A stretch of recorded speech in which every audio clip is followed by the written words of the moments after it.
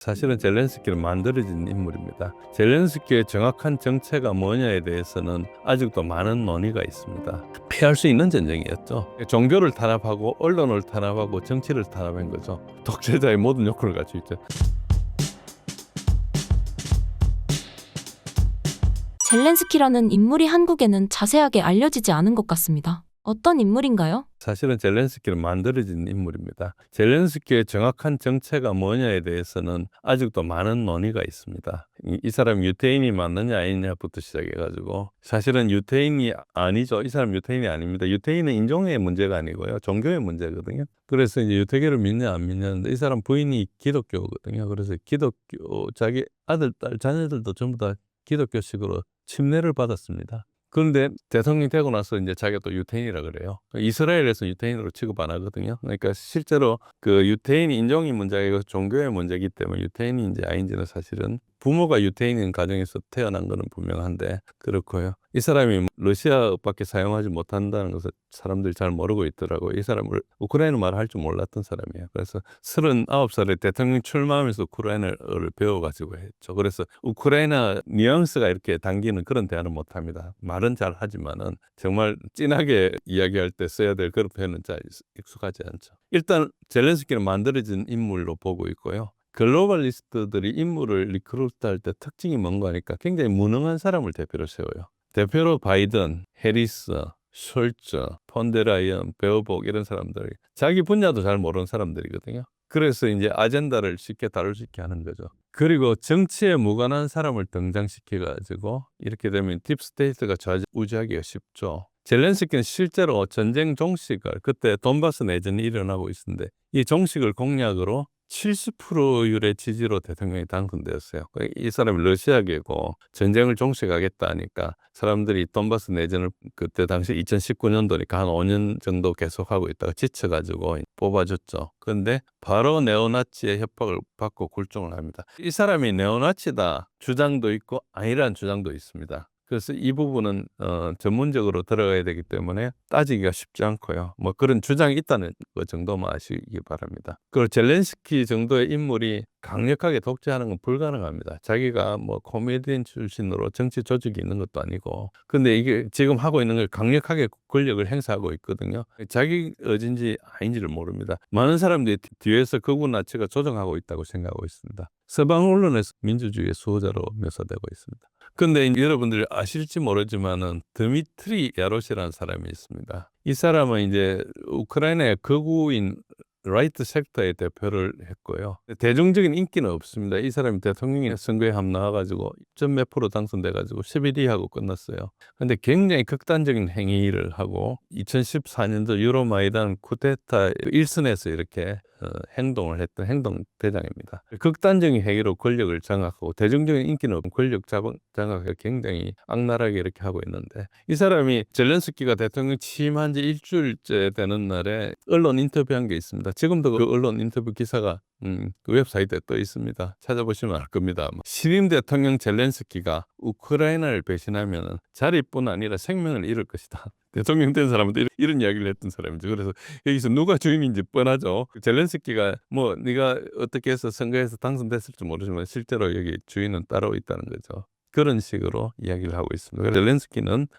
조종되는 인물이다 이렇게 보셔야지 젤렌스키가 뭐가 대단히 있다고 생각하시면 잘못 보고 계신 겁니다. 러우 전쟁은 정말 피할 수 없는 전쟁이었을까요? 피할 수 있는 전쟁이었죠. 피할 수 있는 전쟁인데 이 그림을 한번 보시면은 러시아 우크라이나의 전쟁의 설계자라 해서 제가 제 블로그나 다른 데서 이게 여러 번 보여드리는 건데요. 여기에 있는 그림들은 전부 사진의 크기가 영향력의 크기를 제가 의도적으로 나타낸 건데 여기에서 제가 이전부터 드미트로 야로시를 이렇게 지목을 했습니다. 그래가지고 빨간 사각형 안에 있는 저 인물인데요. 저 사람이 실제로 움직이고 있는 거고 저 사람은 빅토리아 놀랜드의 명령을 받아서 움직이는 거고 다른 사람 각자 맡은 데서 하는 거. 여기 보시면은 빅토리아 놀랜드하고 여러분들이 아시겠지만은 미국의 전쟁연구소 ISW의 소장이 kimberly 케이건이 둘이 동서간입니다. 그래서 W가 무슨 대단한 뭐 싱크탱크고 이런 거 알지만 사실 이게 전쟁을 위해서 만든 선전기관에 해당되는 겁니다. 그래서 전쟁을 거기에 퇴역 장군들 몇 사람 모시고 나와가지고 그 사람들이 이제 언론에 나가서 전쟁에 대해서 이렇게 선전하고 이런 걸 하고 있고요. 그래서 이게 철저히 네오콘이 움직이고 있고 우크라이나는 실제로 드미트리 야로시가 움직이고 있고 젤렌스키는 거기서 무대에서 움직이는 사람이다. 이렇게 이해하시면 조금 더 사실에 가깝습니다. 그런데 2019년에 5월 달에 젤렌스키가 취임을 한 다음에 실제로 전쟁을 시작한 것은 2021년 3월 24일입니다. 저 이야기를 언론에서 하나도 비추고 있지 않거든요. 그러니까 크림과 돈바스에 대해서 수복을 결정하는 행정명령을 내렸어요. 즉 크림은 이미 2014년도에 러시아에 합병된 상태고 국제적인 공인을 못 받았죠. 그런 상태고 그리고 돈바스에는 내전이 있는 상태인데 이것을 이제 수복을 하겠다 결심을 했다는 것은 즉 가서 쳐들어가서 뺏어라는 거잖아요. 그래서 그걸 한 거죠. 저게 사실은 지금 일어나는 러우전의 시발입니다. 저게 내려졌기 때문에 전쟁은 앞으로 시간이 지나면 갈 수밖에 없는 거라고 생각한 거죠. 첫 번째 저 결정을 했던 게 가장 큰 것이고 저 결정을 한 걸 자세히 보시면은 2021년 3월 24일인데 이거는 이제 2021년 1월 20일 날 바이든이 취임했기 때문에 2달 만에 이뤄진 결정이거든요. 그래서 트럼프 때는 계속 막고 있다가 바이든 사실은 전쟁해라고 지시를 했다고 볼 수 있습니다. 그렇게 볼 수 있고 대통령이니까 거절할 수 있었죠. 그리고 두 번째는 전쟁이 시작되고 한 달 사이에 이제 협상이 들어왔죠. 그래서 협상을 상당히 진척했다가 4월 2일 날 보리스 존슨의 말을 듣고 협상을 취소합니다. 그래서 전쟁이 계속돼. 러시아가 처음 쳐들어왔을 때는 협상을 위해서 들어왔어요. 빨리 겁주면은 협상할 거다. 협상을 하면은 끝내려고 했는데 협상이 잘 진행된 줄 알았는데 이제 다시 전쟁을 강화하기로 하니까 협상은 거기서 중단되고 이제 전쟁이 시작했던 그런 걸로. 그래서 두 가지를 젤렌스키가 결정한 것입니다. 물론 러시아가 이렇게 침공을 한 것은 사실이지만은 물리적으로 한 것이고 실제로 상황은 저렇고요. 결과적으로 나라가 절단나고 1,000만 명 이상이 도피돼. 지금 우크라이나 인구가 2천만 명 조금 넘는다고 그러더라고요. 100만 명 이상, 저게 뭐 100만 명도 굉장히 작은 거고요. 그런 사람이 전사하고 제일 값나는 땅을 손실을 해버린 거고 면적 기준으로 20%지만 가치 기준으로 굉장히 높습니다. 그리고 본인 생명도 지금 위험한 그런 상황에 와 있습니다. 그게 실책이라 볼 수 있죠. 이 이야기를 하면은 잠깐만 좀 설명해 드릴 게 뭔가니까 러시아가 침공을 했다 그러지만 러시아는 사실 정당성을 확보하고 들어간 것입니다. 그러니까 이 부분을 이제 전혀 보도하지 않으니까 그런데 실제로 이제 보호 책임이라는 게 있습니다.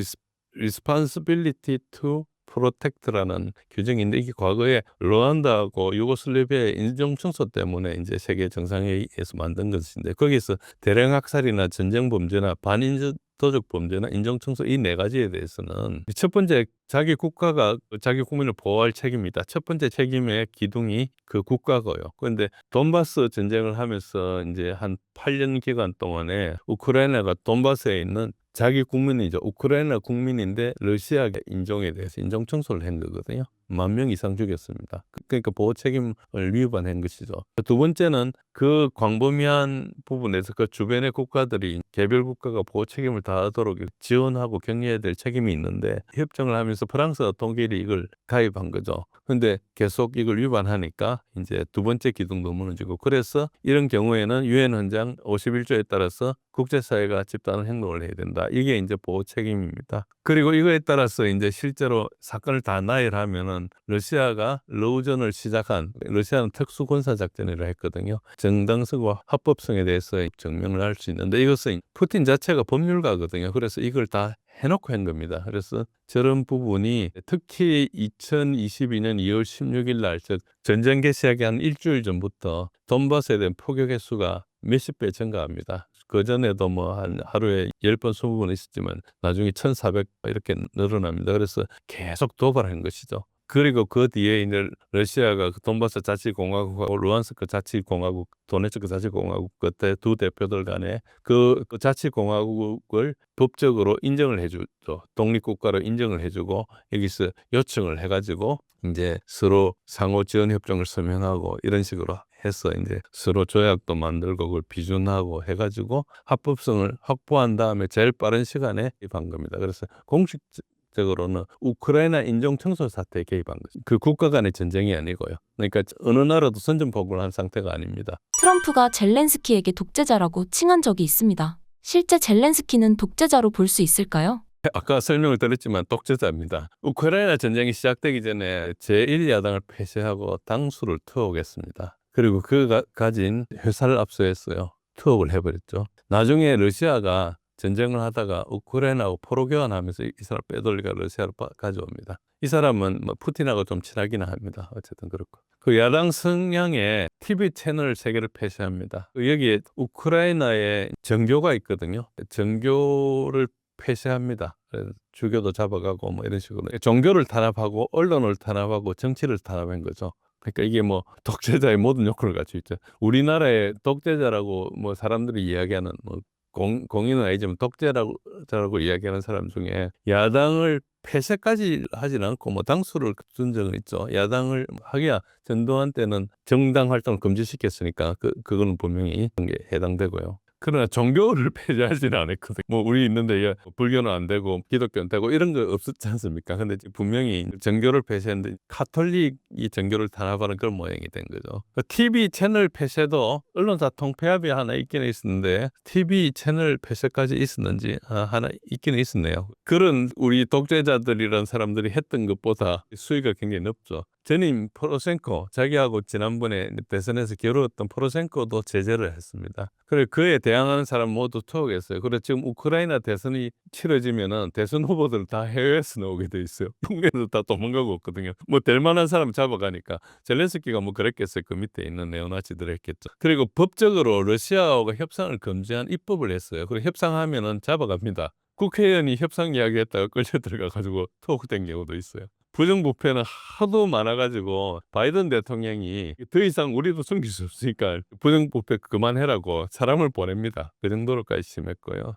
지금 총사령관이었던 잘루즈니 다음 대통령으로 아마 서방에서 대체할 거라는 이런 예상이 있습니다. 그것은 정확하게 알 수는 없는데 잘루즈니가 인기가 높다고 생각합니다. 전쟁을 하다 보니까 전쟁사령관은 항상 인기가 높죠. 그래서 옛날에도 우리 미국 대통령도 2차 전쟁 끝나고 군인 출신들이 대통령이 됐죠. 그런 것 같고요. 그리고 이제 비상계엄에 의해서 임기를 계속 연장해서 집권을 하고 있죠. 그래서 지금 현재는 독재자일 뿐만 사실은 불법이에요. 그래서 푸틴이 계속 이야기하는 것은 이 사람은 법적으로 지금 대통령이 아니다 이런 이야기를 하고 있습니다. 러우 전쟁 근황을 소개해 주신다면요? 전반적으로 큰 차이는 없습니다. 근데 차이 나는 것 중심으로 말씀드리겠습니다. 가장 큰 차이는 쿠르스크 지역에서 차이 나고 있습니다. 상당히 지금 우크라이나 어렵게 돼 있습니다. 그때보다도 전선이 많이 붕괴돼 있고요. 가장 중요한 것은 나중에 지도를 보시겠지만 여기에 빨간색 원에 있는 쪽이 우크라이나 주력이 수자를 이렇게 방어하고 있는데 저기가 가장 중요한 지역이고 그 외에서도 이제 외곽에서 방을 하고 있는데 격전이 일어나는 데가 파란색 동그라미들 격전이 일어나고 있는 데고 러시아 깃발이 있는 데서 러시아가 최근에 점령을 한 데입니다. 그리고 그 화살표도 여러 군데 있죠. 저기에서 제가 노란 화살표를 넣어놨는데 저게 가장 중요한 것인데요. 저게 우크라이나군의 보급로가 된 주요 고속도로입니다. 그 주요 고속도로가 우크라이나에서 러시아 쿠르스크로 들어오는 저 도로가 밑에 있는 것이고 그 위에서는 보면은 러시아에서 이렇게 중간에 온 도로가 있죠. 이것은 뭔가 우크라이나군이 지금 차지하고 있는 파란색 지역에서 서로 간에 보급이 깨지면 서로 간에 주고받고 해야 될 그게 막아버린 거죠. 그러니까 실제로 전쟁을 하다 보면 어디에는 이런 탄이 필요하고 어디에는 저런 탄이 필요하고 어디에는 어떤 물자가 남고 어디에는 모자라고 하면서 서로 교통해가면서 그걸 하는데 그걸 차단하기 때문에 각자가 가지고 있는 물자가 한 군데 이렇게 많은 데는 계속 많고 모자란 것은 계속 모자라고 이렇게 되면 전반적으로 전체적인 데서는 작전 효율이 확 떨어지게 돼 있습니다. 보급로를 차단하면 우선 물자가 공급이 안 되는 것뿐 아니고 그나마 어떤 경우는 전방에 막 추진을 해야 되는데 추진을 할 수가 없고 그러면은 내가 지금 현재 가진 BL이라 그럽니다. 기본 휴대량으로 해야 되는 그런 경우가 발생하죠. 그러니까 계속 전쟁을 지속할 수 없는 것입니다. 그래서 지금 보급로를 차단하고 있는데 위에서 가고 있는 서쪽 방향에서 오고 있는 것은 이미 사실상 차단돼 있는 상태고요. 그리고 남서 방향에서 들어오고 있는 저 고속도로는 현재 러시아군이 사격 통제를 하고 있습니다. 사격 통제라는 것은 그 길로 어떤 보급 차량이 지나가면은 화력을 투사해가지고 거기를 하나하나 잠재울 수 있습니다. 드론이 될 수도 있고 포격이 될 수 있고 주로 이제 드론을 쓰겠죠. 그러면 드론을 방해하기 위해서 우크라이나가 투사할 수 있는 대드론 전력을 다 잠재워 버리는 거죠. 그러니까 자유롭게 날아갈 수 있는 문제는 뭔가 일일이 다 통제해야 되는 거죠. 근데 그 다음에 물리적 통제를 하면 저기를 완전히 막아버린 겁니다. 가가지고 실제로 군대가 들어가서 도로를 봉쇄하고 바리케이트를 치고 들어오면 검문 검색을 하고 이런 식으로 막아버리면 통과를 실제로 아무것도 못하죠. 그거는 쉬운 겁니다. 날씨가 관계없이 항상 할 수 있으니까. 그러니까 물리적 통제까지는 못 갔고, 물리적 통제는 저기 한 5km 남았다 하기도 하고, 뭐 여튼 부분 다른데, 그래서 지금 현재 굉장히 갑자기 이제 보급이 줄어들게 됐고, 그래서 지난 주말부터 우크라이나가 상당히 위축되기 시작했다. 그래서 2만 5천에서 3만 명이 봉쇄된 상태다. 뭐 2만 명이 봉쇄된 상태다. 이런 리포트들이 막 오고 있는데, 정확한 건 모르지만 저 안에 지금 한 5만 명 정도가 있는데 그중에 한 절반 가까이는 상당히 위험한 지경에 있다. 이렇게 보시면 되고요. 그래서 이것이 지금 지난번 제가 출연해서 시청자분들에게 말씀드렸던 거 가장 큰 변화가 있고요. 제 생각에는 빠르면 3월, 늦으면 한 4월 달에 거의 저기가 정리가 되지 않을까 할 정도로 조금 급하게 돌아가 있습니다. 시기는 정확하게 예측할 수가 없지만은 어쨌든 그 정도로 굉장히 급하다 이렇게 보고 있고요. 그 다음에 돈바스 전선은 여러분들 아시다시피 동북쪽에서부터 서남 쪽으로 니은자로 이렇게 형성되어 있다고 생각하시면 되는데요. 북쪽입니다. 북쪽은 지금 파란색과 하얀색이 겹쳐져 있는 지역이 현재 러시아와 우크라이나 경계라고 보시면 됩니다. 지금 법적으로 우크라이나 땅이지만 러시아가 저 영토를 합병을 했기 때문에 국제사회의 공인만 못 받았을 뿐이지 러시아는 저게 러시아 영토라 주장하는 것이고요. 러시아 입장에서는 우크라이나 영토로 들어온 겁니다. 들어온 지 꽤 오래됐는데요. 거기가 조금 더 작전이 일어나고 있는데 이 큰 지도로 보여주면 잘 안 보이시겠지만 빨간색 원 부분에 일어나고 있는 게 오스킬 강이라고 드니프로 강에 지류가 있는데 그 오스킬 강에서 도하를 해가지고 뭐 수색 부대나 이런 데가 도하를 하고 나면 그 다음에 강을 건너기 위해서 부교나 이런 걸 해서 장비를 옮겨야 되죠. 근데 장비를 옮기는 데 대해서 계속 공격을 하니까 제대로 못 옮기고 그래서 그 안에 고지를 점령하기 위해서 서로 공방전을 하는데 약간 일진일대를 하고 있는데 하루는 러시아가 진격했다가 그 다음날 뺏겼다가 이런 일을 계속 하고 있는데 지금 러시아가 약간 우세해졌습니다. 그래서 미세한 아마 3주 사이에 조금 변화가 있을 거예요. 그리고 그 밑에 있는 쿠피안스크 지역에서 일어나고 있는 일들은 크게 변화는 없는데 약간 쿠피안스크 지역에 러시아가 조금 들어왔습니다. 저기도 마찬가지로 그 다음날 되면 다시 우크라이나에 탈환하고 이렇습니다. 이 전쟁이 왜 이런가 하니까 크게 보면 다 도시 지역 작전이거든요. 농토가 쭉 가다가 중간에 이제 도시가 하나 나타나고 뭐 도시라 할 수도 있고 시골이라 할 수도 있고 촌락 같은 게 하나 나타나면 거기에 들어가면 거기에 이제 지형 지물이 있고 숨기기도 하고 그렇지 않습니까? 거기를 만나면은 이제 공격하는 쪽이 이제 들어가서 속도를 늦추고 사람을 찾아내고 뭐 부수고 이런 파이팅이 일어나면 피해를 입기도 하고 그래가 하고 나서 또 다른 지역에 가는데 이쪽으로 간 동안 약해지면 일로 들어오기도 하고 그러니까 이게 계속 그 도시 지역 작전이 일어나고 있다. 좀 굉장히 성기지만 도시 지역 작전이 계속 연속적으로 일어나고 있다 이렇게 보시면 되고요. 그래서 이제 이걸 땅을 완전히 포위를 해가지고 확 드러내기 전까지는 적의 요소가 계속 남아있기 때문에 일종의 계속 매복이나 이런 걸 당할 수 있거든요. 그래서 이걸 하나씩 확인하다 보니까 어려운 겁니다. 그래서 지나간 쪽에는 거의 폐허라고 보면 됩니다. 그러니까 양쪽이 왔다 갔다 하는 데는 거의 뭐 가루가 나 있고요. 뭐 그런 식으로 소모전을 하고 있죠. 어쨌든 뭐 지금 저기 이제 카르코프 지역인데 그쪽에는 저런 현상이 벌어지고 있고요. 그 밑으로 와서 돈바스 지역은 차서브야가 중심이라 볼 수 있는데 거의 교착 상태로 보시면 됩니다. 거의 교착 상태인데 조금씩 이제 러시아가 나아가고 있는데 그게 거의 진척을 크게 못하고 있다. 특히 어떤 도시가 공급도시나 이런 걸 만나면은 굉장히 작전하기 힘드니까 그런 상태로 되고 있고요. 처음부터 포크롭스크가 굉장히 중요하다 그랬는데 포크롭스크에 대해서는 지금 러시아가 포위하고 있는데 우크라이나가 그것에 이제 굉장히 대대적으로 그 포위 작전을 방해하고 있습니다. 그래서 그런 교전이 일어나고 있어서 포크롭스크는 상당히 어려운데 그 남쪽에서는 지도를 비교해 보시면 제가 왼쪽에 있는 것이 지난 번 출연해서 말씀드린 영상이고 오른쪽은 어제 영상입니다. 그 지도를 보시면은 약간 러시아가 좀 중간에 있는 저기가 지금 쿠라코바의 지역이고 안드리프카를 가고 있는 지역. 안드리프카 쪽은 거의 점령을 했고 그 밑에 이제 콘스탄티노필이라는 지역이 있는데 그 지역은 아직까지 일진일퇴가 좀 일어나고 있습니다. 그러나 대부분 저기는 전세가 러시아군이 굉장히 유리하게 돼 있는 상황이고 거의 장악하고 있다 이렇게 보시면 되고 그게 이제 가장 큰 변화입니다. 여기서 중요한 게 뭔가 그 라인을 왼쪽에 있는 라인을 보시면은 라인이 지금 돈바스 지역 그러니까 도네츠크하고 지금 드니프로하고의 주 경계거든요. 주 경계고 러시아 입장에서 보면 국경입니다. 러시아는 지금 저 땅이 러시아 땅이라고 선언을 했기 때문에 이제 자기 법에 따라서 이걸 이제 수복을 해야 되는 그런 것이죠. 우크라이나 인정 안 해주고 있지 뭐 그렇습니다. 그러니까 저까지가 수킬로 남은 데도 있어요. 굉장히 가깝게 와 있습니다. 저기를 이제 지금 사수를 하고 있는데 우크라이나 입장에서 지금 확 뚫리면은 그 다음부터는 보시면 도로 몇 개밖에 없거든요. 그래서 그리고 방어선이 그렇게 깊지가 않습니다. 그래서 아마 진격사고가 일어날 수도 있고 지금 우크라이나가 저걸 사수를 하고 있기 때문에 사수를 한다는 것은 사수에 실패하면은 많이 뚫린다는 것을 의미하죠. 그래서 가장 주목을 받고 있고 공방전이 일어나고 있지만은 우크라이나도 만만치 않지만은 서서히 지금 러시아가 이기고 있다 이렇게 보시면 되고 자파로드나 헤르손 지역에는 교전이 없습니다. 그냥 제가 설명을 위해서 말씀드리는데 일단 기본적으로는 크게 이 드니프로 강이라는 큰 강 때문에 그 경계가 있어가지고 이미 과거에 전쟁이 끝났고 22년 9월에 수로비키 라인을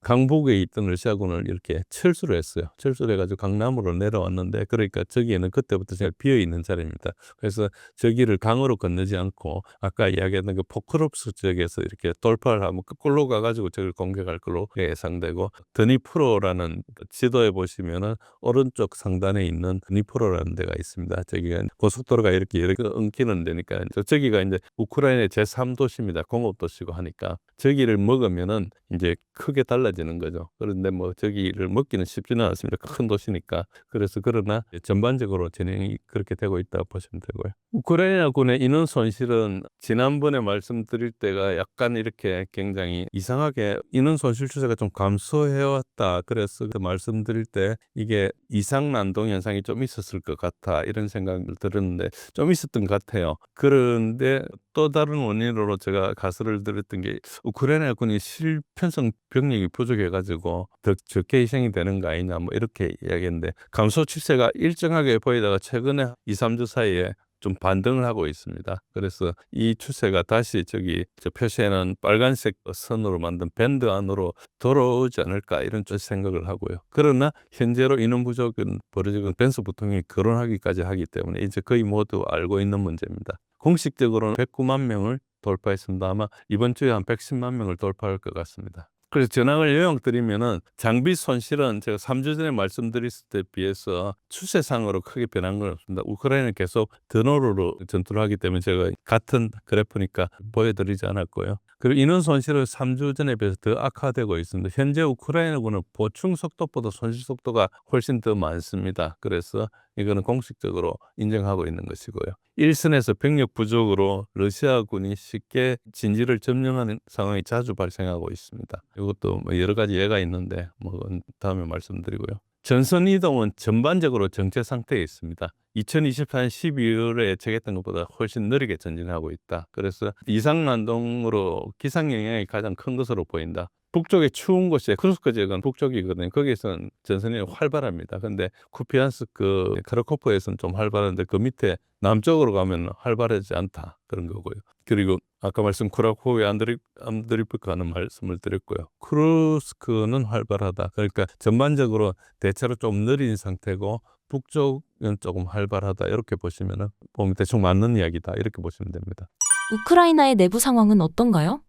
예, 지금 젤렌스키에 대한 평판에 대한 이야기가 나오고 있습니다. 트럼프 대통령이 지지율 4%밖에 이야기하기도 하고 그랬습니다. 약간 희화화되죠. 근데 키예프 인터내셔널 인스티튜트 오브 소시올로지 그 키스라는 기관인데 이게 여론조사 같은 것도 이야기하고 이런 데입니다. 사실 이 기관이 USAID가 자금 지원한다는 게 밝혀져 가지고 뭐 이게 다 프로파간다라는 것을 어느 정도 사람들이 인식하고 있는데요. 저기에서는 2월달 지지도가 57%가 나와 있습니다. 그래서 저걸 근거로 계속 이제 트럼프 측 반박을 하고 있는데 신뢰하기가 어렵고요. 이미 제5열 핍스 칼럼이라 빨치산 활동을 시작한 지 오래됐습니다. 실제로는 우크라이나에 대해서 두 가지 현상이 일어나고 있는데요. 사람들이 우크라이나 내에서는 자기 아들이나 남편을 전쟁 때 끌려간 사람들이 계속 와서 시위를 하고 있어요.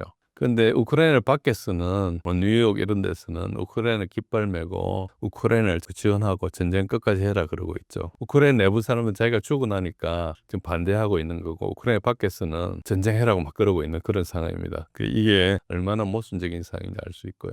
그 내부 민심도 비슷한데요. 우크라이나 군의 상황은 뭐 탈영뿐만 아니고 전장 이탈도 많이 보고되고 있습니다. 실제로 탈영까지는 아닌데 자기 방어해야 될 위치를 지키지 않고 다른 데 가 있는 거죠. 뭐 그런 것도 많고요. 그래서 러시아가 요새화가 돼 있는 참호 같은 걸 쉽게 탈환하는 그런 경우가 되게 많습니다. 요새화가 돼 있고 잘 돼 있다는 뜻은 뭔가 요새를 상당히 잘 튼튼하게 갖춰놓고 그 안에 여러 가지 파놔가지고 요새 폭격을 맡아도 그 안에가 안전하게 이렇게 지하화되고 이런 데를 많이 해놓은 데다가 그 안에 보급도 많이 적재해 놓기 때문에 오랫동안 버틸 수 있는데 가보면 사람이 없는 거죠. 그런 정도 꽤 많이 보고되고 있습니다. 그리고 강성 네오나치는 계속 싸우겠다 그럽니다. 협상해봐야 얻을 게 없으니까 막 싸우겠다는데 이 사람들은 실제로 자기가 싸우는 사람이 아니고 후방에서 지휘하는 사람들이에요. 그러니까 이것도 약간 아까 우크라이나 국민들이 느끼는 건 직접 싸우는 것은 자기 죽음의 가치가 없다는 걸 알거든요. 아무 의미가 없는데 왜 싸우느냐는 것이고 바깥에 멀리 있는 사람은 오기가 발동해가지고 이제 하는 그런 이야기로 볼 수 있습니다.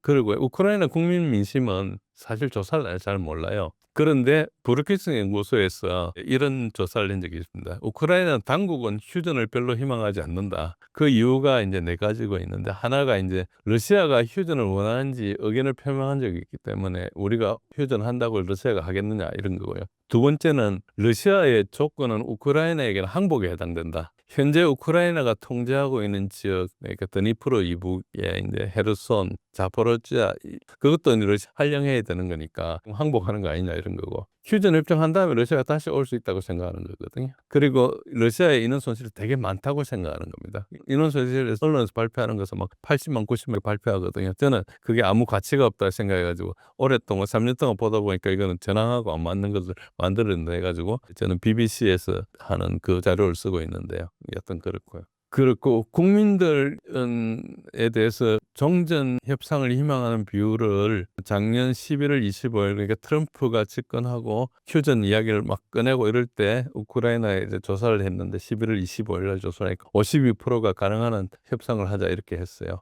근데 2월 달에 다시 또 문맥을 바꿔가지고 러시아하고 미국하고의 협상을 하니까 우크라이나 빠지지 않습니까? 우크라이나 참가 없는 평화협정은 반대한다는 게 91%가 나왔습니다. 국민들 심정은 이해가 되지만은 실제로 여러 가지 내부 민심을 보면은 빨리 끝내기를 바란 것 같아요. 그런데 권력을 잡고 추진하는 쪽에서는 안 그러고 있고 국민들은 이 전쟁의 목적에 대해서 크게 이해할 수 없는 그런 상황이죠.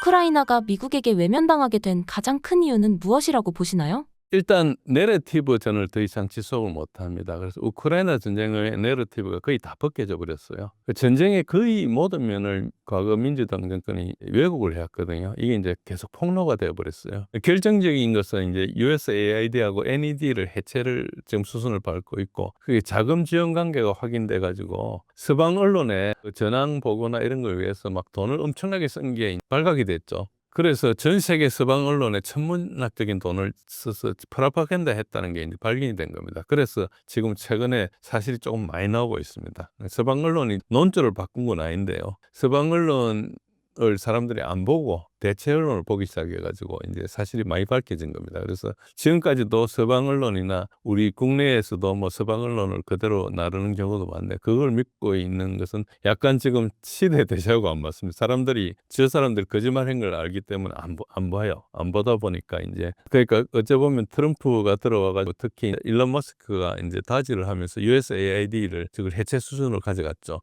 저게 가장 큰 역할을 하고 있습니다. 저 이야기를 듣고 우크라이나가 순전히 거짓말이었구나 하는 것이 이제 확산되고 있다고 보면 됩니다. 기존 언론에 대한 불신이 엄청나고요. 그 이제 기존 언론도 스탠스를 바꿀 겁니다. 아마 이제 더 이상 돈 주지 않고 하니까 저 사람들 이야기 들어야 될 게 없으니까 지금 출구절을 만들어서 어떻게 이제 다시 돌아오느냐 이런 쪽을 이제 생각하고 있는 정도고요. 전장의 현실은 전쟁 지속이 거의 무의미합니다. 유럽과 우크라이나는 대안이 없는 식으로 플랜 A를 가지고 계속 밀고 있거든요. 근데 사실은 그게 뭐 전쟁에 도움도 안 되고 아무것도 안 되는 거죠. 그런 상태고요. 트럼프는 아까 말씀드린 대로 국내 문제를 해결하기 위해서 빨리 이걸 종결하기를 희망하고 있고, 우크라이나 입장은 어쨌든 미국의 향후 발전의 하나의 걸림돌입니다. 그래서 이제 젤렌스키하고 트럼프하고 부딪혔던 것도 형식상을 놓고 보면 우리가 이제 다 주고 갔는데 우리를 버리지 말라 이런 거하고 비슷한 논조거든요. 그래서 또 거기에 동감하는 사람들도 있어요. 근데 현실적으로 그렇게 될 것이냐, 우크라이나가 사실 보면 크게 이용당하고 버려지는 그런 꼴로 봐야 되는 거죠.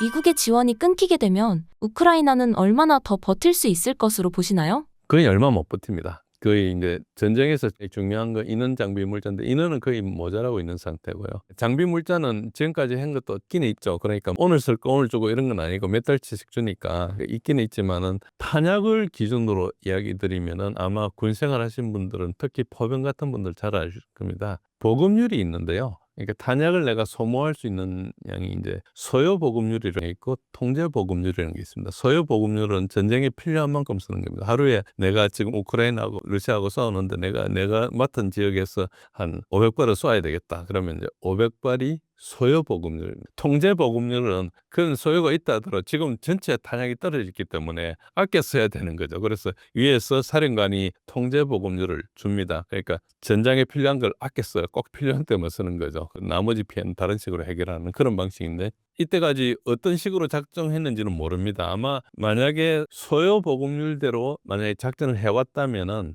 빠른 시간 안에 통제 보급률로 돌아가야 됩니다. 그러니까 옛날에 500발 쏴서는 지금 100발, 50발 이렇게밖에 쏠 수 없는 거죠. 그게 이제 전장에서 효과가 나타납니다. 바로 화력전을 못하면은 그 앞에 일선에 싸우는 그 보병들이 굉장히 위축이 되거든요. 보통 어떻게 하는 거니까 일선에서 서로 간에는 큰 경계에서 우리가 줄친 것도 아니니까 가서 보고 위력 정찰 같은 거 하면서 이제 적이 어디가 있는지 보고 혹시 저기 숨어 있는 데가 있으면 가서 제압도 하고, 보통은 보병하기로 제압할 수 있는 건 별로 없거든요. 화력이 별로 없죠. 그 대신에 정확하게 어디가 있는지를 알죠. 그리고 가서 바로 그 좌표를 찍어주고 나옵니다. 그럼 포병을 때리죠. 포병을 때리면은 거기에 있는 진지에 있는 사람들이 상당히 10명이 있어도 지금 한 7, 8명은 어떤 식으로든 도망가든지 피해를 입든지 할 거 아닙니까? 그러면 들어가가지고 나머지를 한 10명이 가서 2명을 상대하는 그런 식으로 해서 제압을 하거든요. 그러니까 이런 식으로 일어날 때 실제로 일선에 싸우는 사람은 비슷해요. 근데 이 화력이 결정을 하는 거거든요. 화력이 때려주면은 내가 싸우는 사람 줄여주는 거거든요. 그리고 도망을 가든지 어쨌든 죽든지 없어지는 거잖아요. 그러니까 그런 식으로 이제 하나씩 먹고 들어가는 전쟁이라고 보면 됩니다. 그렇게 일어나고 있다 치면은 탄약이 없으면 큰일이 발생하는 거죠. 우리 군에 2명이 적에 10명하고 싸우는 상황이 모든 전선에 일어나는 거예요. 그게 하루 이틀 계속 겹쳐 일어나면은 이게 될 수 없는 거죠. 그래서 지금 말씀하신 대로 그런 부분이 안 되면은 장기적으로 불가능한 거죠. 그렇게 보시면 됩니다. 유럽에서 지원해 주더라도 해주겠지만은 미국하고 같이 해줬다면 반으로 줄어든다고 봐야 되지 않겠습니까? 그래서 이거는 뭐 시간을 두면은 거의 압도적으로 유리한 거고, 그리고 풀로 지원했을 때도 나토가 공급할 수 있는 것보다 미국이 러시아가 공급하는 것이 4배가 많았거든요. 나토 전 국가가 32개 국가가 1년 동안 생산할 수 있는 것은 러시아는 3개월마다 생산한다고, 그게 서방의 평가였습니다. 그것보다 저는 더 할 수 있다고 생각하는데요. 그렇습니다. 구독자님들에게 한 말씀 부탁드립니다. 3주 전에 이어서 다시 나와가지고 그간에 이제 변화된 상황도 좀 말씀드리고 그랬는데, 3주간의 전선에 큰 변화는 없었습니다. 그러나 추세는 유지되고 있고요. 그 3, 4월 중에 크루스크 지역에 큰 폭의 변화가 좀 예상되는 그런 상황이다. 이 정도는 말씀드리고, 트럼프 젤렌스키 회담의 파행으로 관심이 상당히 고조되었는데 어째 보면 이를 통해서 우크라이나에 대한 유럽과 미국의 입장이 지금 갈라진 상황입니다. 그래서 옛날에 단합해서 싸웠다 치면 지금은 미국이 거의 빠져가는 상황이라 볼 수 있고요. 미래 간의 협상에 대해서는 알려진 바가 거의 없습니다. 그래서 오늘 말씀드린 것은 어떤 정황을 주로 말씀드린 거고요. 현재 그 땅의 현실은 러시아가 협상에 크게 의지할 필요가 없는 상태이기 때문에 협상은 러시아가 유리한 것은 앞으로 당분간 맞을 거고요. 군사력 균형이 깨진 상태거든요. 그래서 정전 협정 자체가 서방에 쉽지는 않습니다. 유럽과 우크라이나를 배제하고 협상을 하는 것은 아니지만은 현재 미르 간의 협상은 굉장히 진전될 거예요. 서로 간의 아젠다가 있거든요. 최종적으로 종전을 하기 위해서는 이제 유럽과 우크라이나가 들어와야 되죠. 그렇지만 유럽과 우크라이나는 태도가 불변하기 때문에 불확실성이 굉장히 높은 상태다. 그런 정도로 아시고요. 유럽이 우크라이나 군비 지원을 계속 할 거로 예상되지만은 전쟁에 미칠 영향은 아마 그렇게 크진 않을 거다. 그렇게 예상되고요. 유럽도 이제 플랜 B를 만들어야 됩니다. 플랜 B를 만들어야 협상이 되는데 지금 현재까지 태세 전환을 못 하고 있는 상태고요. 아마 지금까지 유럽이 그냥 계속 전쟁을 할지도 모르겠습니다. 그래서 굉장히 불확실성이 높다고 볼 수 있습니다. 그동안에 굉장히 오정보가 지배해가지고 전황의 변화나 내러티브 붕괴가 있었는데 이 사실이 지금 상당히 개선 중에 있습니다. 그래서 저는 이제 사실 전파가 되어 인식이 개선되어서 약간 기분이 좋은 상태입니다. 뭐 시청자 여러분들이 많이 봐주시는 힘인데요. 뭐 어쨌든 처음에는 이게 약간 음모론이나 뭐 이런 쪽으로 돌리기도 하고 있는데 사실은 사실을 전하려고 노력해왔다. 그리고 그 중에 일부가 조금씩 이렇게 받아들여지고 있어서 굉장히 기분이 좋고요. 그래서 제가 운영하는 블로그에 전제일의 군사력 이야기가 있는데 거기에 상황을 좀 업데이트를 계속 하고 있거든요. 시간이 나는 대로 거기 보시면은 글은 좀 길게 써서 여러분들이 좀 읽는데 시간이 걸릴 수 있지만 분석 입장에서는 최소한의 복잡성은 가미해 내용을 이해할 수 있으니까 그래서 어서 보시면은 아실 수 있을 것입니다. 그래서 거기에 계속 업데이트를 할 테니까 정말 더 궁금하신 분들은 거기 와서 보시면 됩니다.